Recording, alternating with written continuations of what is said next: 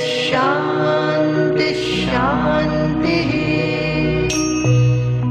In another case, they sent lot of furniture, the almirah, the chair, the table, the secretariat table and all. And they never even asked what Swamiji would like to have. They were all black in color, and Swamiji never uses black. So, what are these? He might be rich, he may have a furniture shop or something, that is why he could send everything. But this is not the way a saint is to be offered something. The offering has to be made by himself with lot of humility, shraddha, value and whatnot. So this came to my mind when I found that they are saying, Swayam Juhpata Ekashim Shraddhayanta, who himself has performed this Ekashi Yaga, that Agnihotra, with Agnihotra in Atharva Veda is called Ekashi, if I am not wrong. This Mundaka Upanishad belongs to Atharva Veda. So there this Ekashi Yaga will be there, Ekashi. Not only that, Shraddhayantaha, with lot of Shraddha he has done.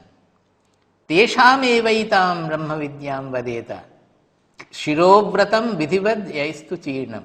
Not only that, those who have done the Shirobrata, that all so many things are there. They are Kriyavantaha, Shrotriyaha, Brahmanishtaha, Swayam Juhvata Ekashim Shraddhayantaha, Shirobratam Vidhivad Yaistu Chirnam. All these are conditions for a deserving person, they are saying. Shirobratam generally is referred to in Atharva Veda as carrying fire on the head. What it means we cannot say, I have no idea about it, but it is some brata. Then another interpreter has interpreted it as this Mundaka Upanishad. Mundaka means 7-headed. That means it is meant for the sannyasins.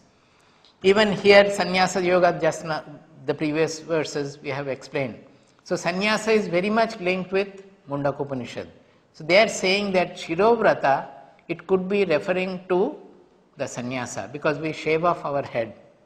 So that it could be sannyasa yoga, again in a different form they have written.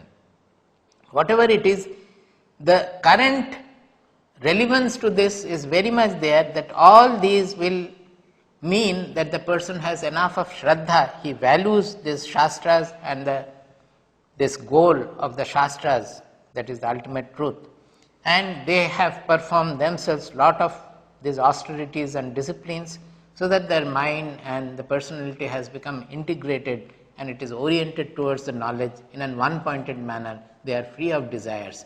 That is what is represented by the sadhana chatushtaya also, as I have explained earlier. If the sadhana chatushtaya sufficient is there, his mind will be like this. So it is enough to understand that to grasp this knowledge and to retain this knowledge, we have to have enough of viveka, vairagya, shamadamadi shadga sampattihi mumuksha. That is enough. The last verse. Tadetat satyam Rishirangirah purovacha Naitadachirna vratodhite Namah paramarishibhyo Namah paramarishibhyah Tadetat satyam Rishirangirah purovacha Naitadachirna vratodhite Namah paramarishibhyo Namah paramarishibhyah Tat etat satyam Rishih angiraha purovacha Pura uvacha. This is what Angira Rishi,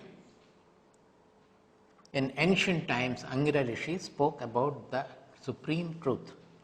This is what he had spoken. So it is concluding the Upanishad saying that this is all Angira spoke to Shaunaka. Actually, Shaunaka came and asked, Kasminnu bhagavo vijñāte sarvamidam vijñātam bhavati.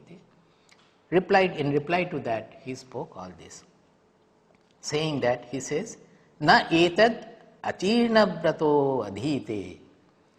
This is not to be studied, adhite, na adhite. By whom? It is not to be studied by people who are achirna vrata. That means who have not performed the vratas.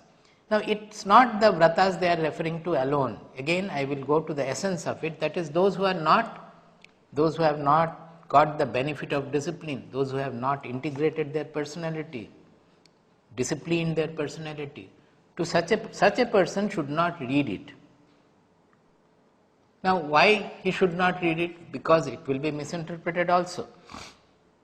They will utilize it. Immediately one story comes to my mind which I had heard in Rishikesh when we were seeing a very well-known Mahatma. One devotee had come to him and he was telling him that, Maharaj, you have initiated us and my wife had been always very much devoted to you. You like him also, perhaps more than me, because generally the ladies are more devoted to the saints and they do service to the saints and all. It is very true. So he said that she has learned from you also a lot of Vedanta. I am involved in my business. I don't know much about the Shastras. She has learned all the Shastras from you. And she had been telling me also from the Shastras, etc. But Maharaj, I am in trouble. I want your advice. What has happened? My wife every day comes back very late in the night, goes here and there and comes back very late in the night. It is not recent affair. I am talking about some at least 40 years ago. 30 years ago. He comes back late in the night and if I tell her anything, she says that, आप जानते नहीं हम शरीर है क्या? हम तो आत्मा हैं.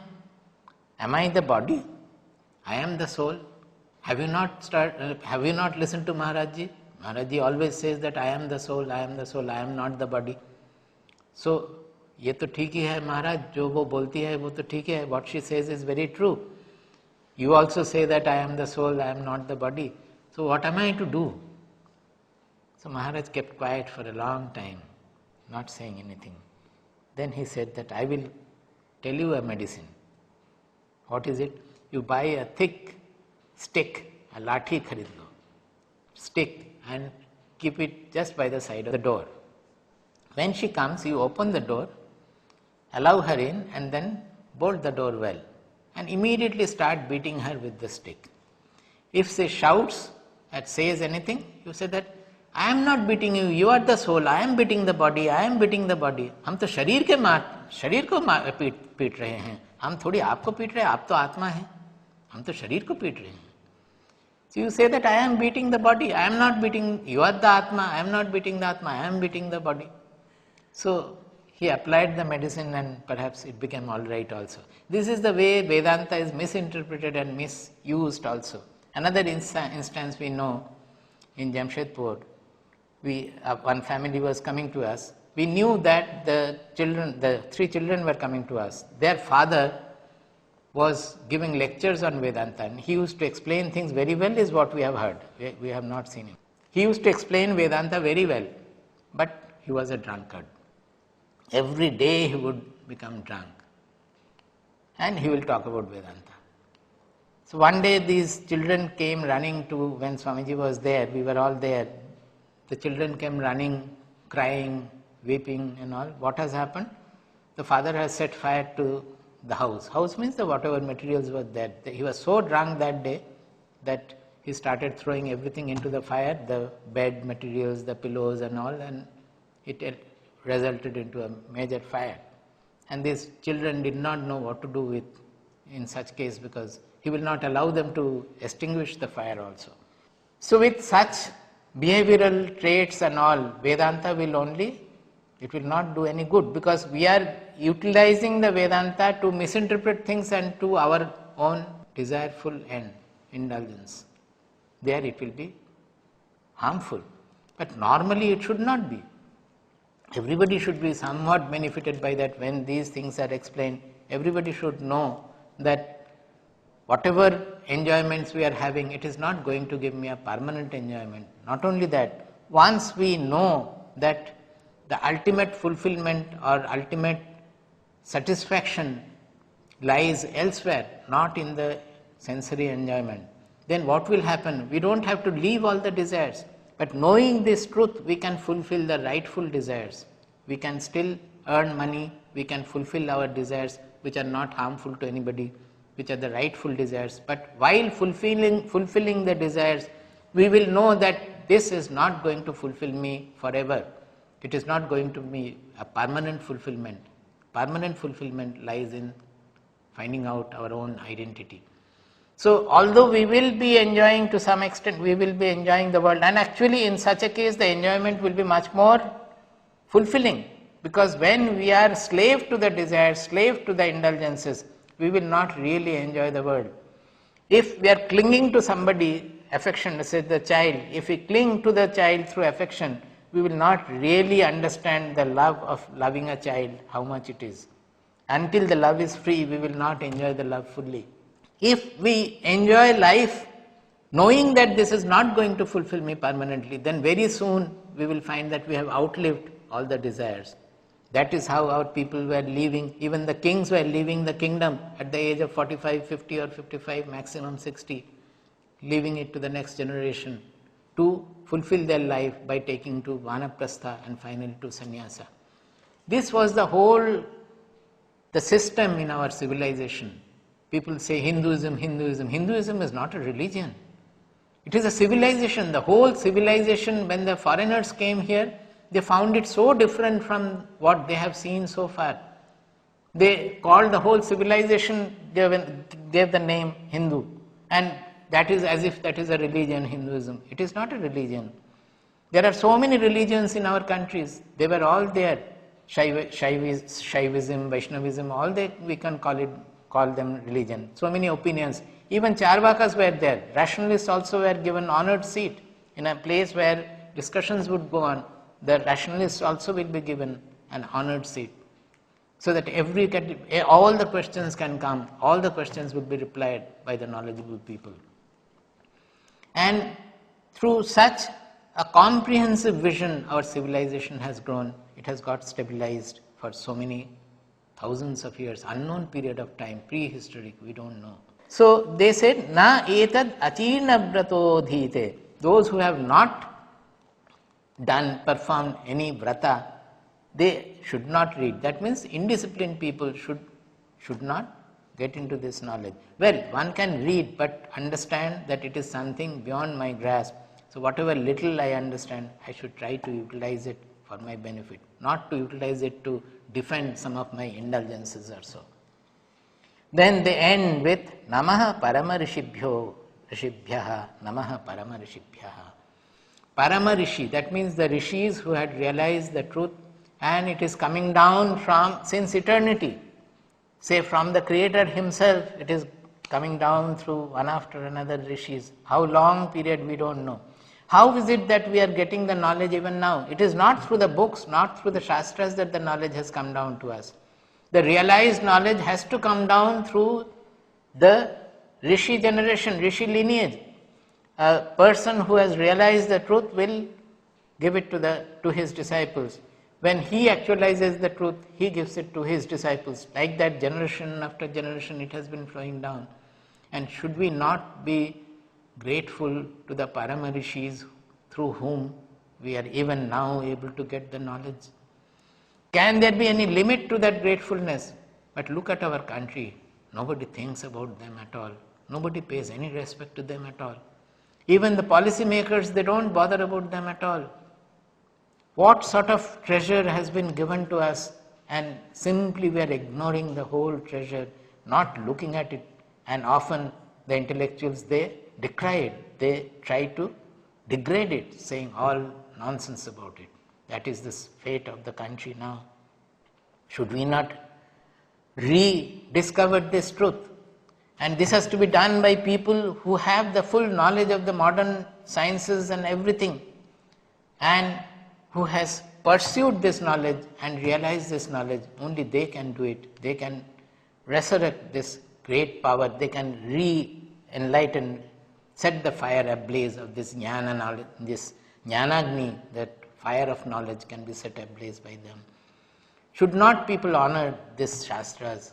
So they end with Namaha, prostration to that Paramarishibhya through whose lineage it has come down to us. This repetition means the importance of this gratefulness, of this prostration. Twice they say because of that. Now we should not only look at it as an individual fulfillment. The Shastras are necessary for individual fulfillment, okay, fine. But how are we getting this knowledge? If I have been benefited by this knowledge, then I should remember that I am getting this knowledge only because my society has preserved this knowledge. Otherwise I would not have gone this. Suppose I feel I going to a saint or a guru and I get initiated and I pursue my sadhana and I feel greatly benefited, or even listening to a saint I feel greatly benefited. If I am benefited, then I should not remain constricted in my orientation that, well, I am benefited, I will read, I will go and I will learn and I will become fulfilled. How am I getting this knowledge? Unless the saints were available to us to speak to us, to lead us, to guide us, we would not have got it. So this spirituality as preserved by the ashrams and spiritual institutions, they have played a great role in our country. Without them, without the ashrams, without the spiritual centers, this knowledge would not have been available to us. We should remember it very, very well. We should not be selfish regarding the knowledge also. So we should do everything to propagate this knowledge to the larger and larger sections and to see that such great treasure is available to everybody. Why not in the schools? Why not in the colleges? Why not in the universities? We should try to make this available to everybody. Then only we will have the proper gratitude. We will show the proper gratitude to the Paramarishis to whom we are prostrating in this verse. Tadetat satyam Rishirangirah Purovacha Naitadachirna Bratodhite Namah Paramarishibhyo Namah Paramarishibhyaha.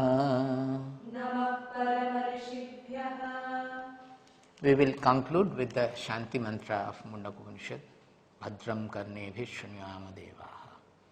This, as I said right in the beginning, the first lecture, that these Shanti mantras are self-addressed prayer. When we pray that may good sound, only auspicious sound, may we hear only auspicious sounds, then it is for us to generate the auspicious sound. Not only sound, whatever we are seeing, whatever we are hearing, whatever we are touching, whatever we are tasting, everywhere, to bring in the auspiciousness. It is for us to bring in the auspiciousness in every aspect of our life. So when we say that Bhadram Karnebhi Shrunyama Devaha, actually we are expressing our eagerness towards the auspiciousness, that we are seeker of Shreyas, we are seeker of auspiciousness. May auspiciousness come to us. It will automatically come to us by our own mindset. When the mindset becomes auspicious, we will bring in auspiciousness around us. So if we remember this Bhadram, which means auspiciousness, this word in every action throughout the day, if we remember this word Bhadram, Bhadram, Bhadram, it will make our life Bhadram. With that attitude, we should chant the Shanti mantra, so that our whole life be filled with Shanti and Bhadram, that Bhadra, auspiciousness. May our whole life become auspicious. May we prosper, but without losing this auspicious path, remaining on the auspicious path. Our Bharatavarsha had progressed tremendously in material prosperity also. If we look into what was the GDP and all those things, the material prosperity of the different countries, we will find that we were the most prosperous a few hundred years ago. Slowly we have come down after the Industrial Revolution particularly. So if we keep to this auspiciousness, individually also we will become fulfilled, and as a society, not only as the society of India, but it will spread to the whole globe. As a whole universal society, we will progress, remaining on the auspicious path. That is the That is the thought of the Upanishads. That is the message of the Upanishads. We will chant the Shanti Mantra and conclude. Om Bhadram Karnebhih Shrunuyama Devaah. Om Bhadram Karnebhih Shrunuyama Devaah. Bhadram Pashyemakshabhiryajatraah. Bhadram Pashyemakshabhiryajatraah. Sthirairangaistuštuvamsastanubhih. Sthirairangaistuštuvamsastanubhih. Vyashema devahitam yadayuh. Vyashema devahitam yadayuh. Swasti na indro vruddhashravah. Swasti na indro vruddhashravah. Swasti nः Pusa विश्ववेदाः. Swasti nः पूषा विश्ववेदाः. स्वस्ति नस्तार्क्ष्यो अरिष्टनेमिः. स्वस्ति नस्तार्क्ष्यो अरिष्टनेमिः. स्वस्ति no बृहस्पतिर्दधातु. स्वस्ति no बृहस्पतिर्दधातु. ॐ शान्ति शान्ति शान्तिः. ॐ शान्ति शान्ति शान्तिः. ॐ शान्ति शान्ति शान्तिः. ॐ शान्ति शान्ति शान्तिः.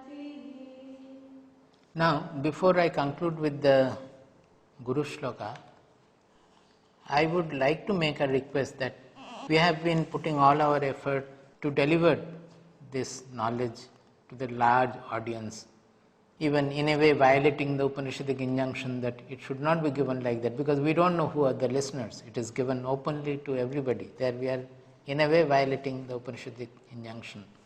But we had decided to do like that because the days have changed in the modern world. Maybe that is the way it should reach millions.